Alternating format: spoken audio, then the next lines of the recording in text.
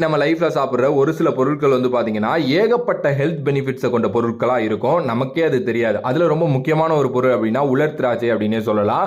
உலர் திராட்சையை நீங்க அந்த பொங்கலுக்குலாம் போடுறப்ப அப்படி எடுத்து சாப்பிட்டுருப்பீங்க. பட் ஆனா இதை நீங்க தொடர்ந்து சாப்பிடுறதன் மூலம் ஏகப்பட்ட ஹெல்த் பெனிஃபிட்ஸ் கிடைக்குது.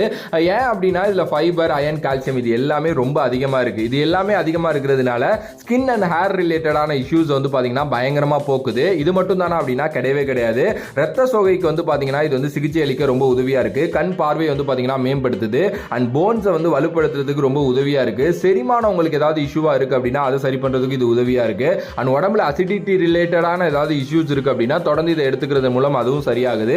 இம்யூனிட்டி பூஸ்டரா வந்து இருக்கு. இதை எப்படி எடுத்துக்கலாம் அப்படின்னா சும்மா போற போக்குல அப்படி எடுத்து சாப்பிடாம நீ ஒரு நாள் நைட்டு நல்லா வந்து பாத்தீங்கன்னா தண்ணியில ஊற வச்சு அடுத்த நாள் காலையில அதை சாப்பிடுறது ரொம்ப ரொம்ப நல்லது.